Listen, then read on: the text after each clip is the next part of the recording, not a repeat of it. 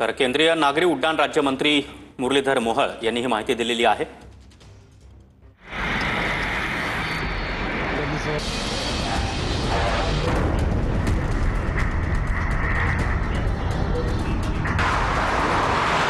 EI-171 हे विमान अहमदाबादवरून लंडनला जात होते। कॅप्टन सुमित सुभरवाल हे पायलट सीटवर होते। पायलट सुमित सुभरवाल यांनी मेडे अर्थात ATC ला 1:39 इमर्जन्सी कॉल दिला। AT कडून पायलटला लगेच संपर्क झाला, मात्र पायलट कडून काहीही प्रतिसाद आला नाही।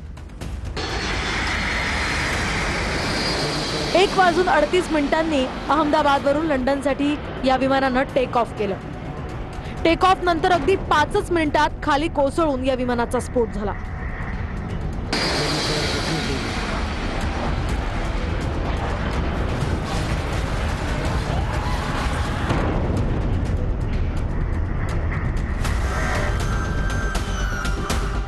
$242 प्रवाशांसह 2 पायलट्स आणि 10 क्रू मेंबर्स या विमानात होते।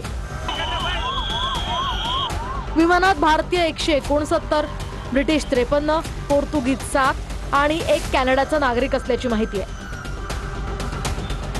242 प्रवाशांमध्ये विमानात 2 बालकांचाही समावेश आहे। 242 प्रवाशांमध्ये गुजरातचे माजी मुख्यमंत्री विजय रुपाणी सुद्धा होते, अशी ही माहिती आहे। तर 825 फूट उंचीवरून मेघानी नगरच्या रहिवाशी परिसरात एका इमारतीवर हे विमान कोसळलं।